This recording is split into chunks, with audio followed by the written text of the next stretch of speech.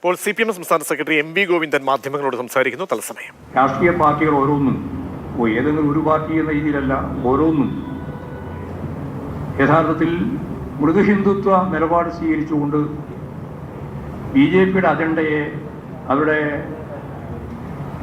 തീവ്ര ഹിന്ദുത്വ അജണ്ടയെ, മതധ്രുവീകരണത്തെ പ്രതിരോധിക്കുന്നതിന് വേണ്ടി സാധിക്കില്ല. യഥാർത്ഥത്തിൽ ഇന്ത്യയുടെ പാരമ്പര്യം കാത്തു സൂക്ഷിക്കാനും മതനിരപേക്ഷ ഉള്ളടക്കത്തെ അടിസ്ഥാനപ്പെടുത്തി മുന്നോട്ടേക്ക് പോകാനും BJP ഉയർത്തുന്ന വർഗീയ ധ്രുവീകരണ മുദ്രാവാക്യത്തെ ഫലപ്രദമായി പ്രതിരോധിക്കാനും കോൺഗ്രസ് വളരെ ശരിയായൊരു നിലപാട് സ്വീകരിച്ച് മുന്നോട്ടേക്ക് പോകുന്നതിന് തയ്യാറാവണം എന്ന് തന്നെയാണ് BJPയെ പരാജയപ്പെടുത്താനാവണമെന്ന് ആഗ്രഹിക്കുന്ന എല്ലാ രാഷ്ട്രീയ പാർട്ടികളും പൊതുവെ ചിന്തിക്കുന്നത്. വിദേശ നയത്തിൻ്റെ കാര്യത്തിലെടുത്ത് പരിശോധിച്ച് നോക്കിയാലും ഇന്ത്യ ഇപ്പോഴും തുടർന്നു വരുന്ന നിലപാടുകൾക്ക് പൂർണ്ണമായ പിന്തുണ, അല്ലെങ്കിൽ അതേ നിലപാട് തന്നെ മുന്നോട്ടേക്ക് വെക്കുന്ന ഒരു സമീപനമാണ് കോൺഗ്രസിൻ്റെ ഭാഗത്തു നിന്നും ഉണ്ടാകുന്നത്.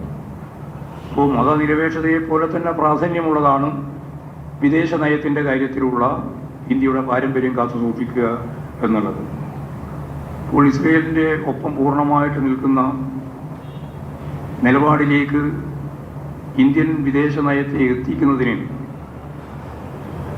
ഇസ്രയേലുമായി നയതന്ത്ര ബന്ധം സൃഷ്ടിച്ചത് ഉൾപ്പെടെയുള്ള കാര്യങ്ങൾ സൂക്ഷ്മമായി പരിശോധിച്ചാൽ നമുക്ക് ഇതേ കാര്യം ആവർത്തിക്കുന്നതായിട്ട് മനസ്സിലാക്കാനും കഴിയും.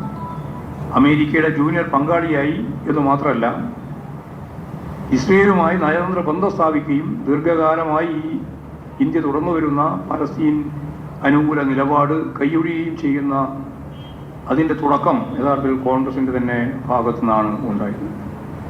അപ്പോൾ ഇക്കാര്യത്തിലെല്ലാം വ്യക്തമായൊരു നിലപാട് സ്വീകരിക്കുന്നതിന് കോൺഗ്രസിനാകുന്നില്ല എന്നുള്ളതാണ് ഏറ്റവും പ്രധാനപ്പെട്ട പ്രശ്നം. പക്ഷേ അത്തരം വ്യക്തമായൊരു നിലപാട് സ്വീകരിക്കാതിരിക്കുന്നതിൻ്റെ ഭാഗമായി ഉണ്ടാകുന്ന അപകടം എന്താണെന്ന് കോൺഗ്രസ് ഇപ്പോഴും തിരിച്ചറിയുന്നില്ല.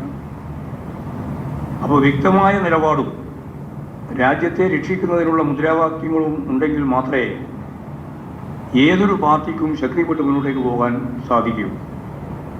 ഈ അടിസ്ഥാനപരമായ ധാരണകളിൽ നിന്ന് പുറകോട്ട് പോകുന്ന കോൺഗ്രസിൻ്റെ സമീപനം ആപൽക്കരമാണ് എന്നാണ് അത് സംബന്ധിച്ച് ചൂണ്ടിക്കാണിക്കാനുള്ള കാര്യം. വേറൊരു പ്രധാനപ്പെട്ട കാര്യം ഞങ്ങളിപ്പോൾ ആലോചിച്ചത് ലെനിൻ്റെ ചരമ ശതാബ്ദി വർഷമാണ്. അടുത്ത ജനുവരി 21 മുതൽ 21 അത് സമുചിതമായി ആചരിക്കുന്നതിന് വേണ്ടി ഞങ്ങളിപ്പോൾ തീരുമാനിച്ചിട്ടുണ്ട്. എല്ലാ ജില്ലാ തലത്തിലുമുള്ള പഠന ഗവേഷണ കേന്ദ്രങ്ങൾ സെമിനാറുകളും അതുപോലെ വിവിധ പരിപാടികളും സംഘടിപ്പിച്ച് 21 മുതൽ ഒരാഴ്ചക്കാലം ഈ ക്യാമ്പയിൻ വിപുലമായി കേരളത്തിലുടനീളം സംഘടിപ്പിക്കണം എന്നാണ് കണ്ടിട്ടുള്ളത്. ഇത്രയും കാര്യങ്ങളാണ് പൊതുവെ പറയാനുള്ളത്.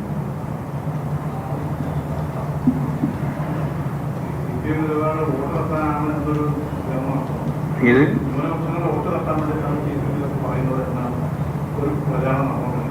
അല്ല, അതിപ്പോൾ വോട്ട് തടവല്ല പറഞ്ഞു. ഞാൻ ഇന്ന് കണ്ടത് വിശ്വാസികൾക്കെതിരാണ് എന്നാണ്.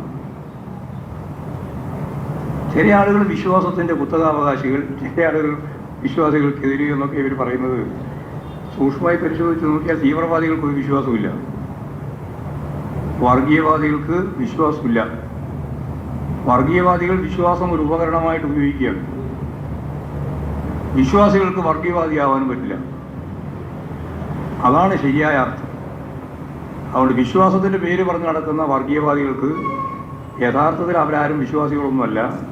വിശ്വാസത്തെ ഒരു ഉപകരണമായിട്ട് ഉപയോഗിച്ച് രാഷ്ട്രീയാധികാരം നിലനിർത്താൻ വേണ്ടിയുള്ള ബോധപൂർവമായ പ്രവർത്തനമാണ്. അതിപ്പോൾ ഞങ്ങളെ മേലെ ആരോപിക്കാൻ വേണ്ടി ചില ആളുകൾ ശ്രമിക്കുന്നു എന്ന് മാത്രമേ ഉള്ളൂ. അത് അവർക്ക് തന്നെയാണ് ചെയ്യുക.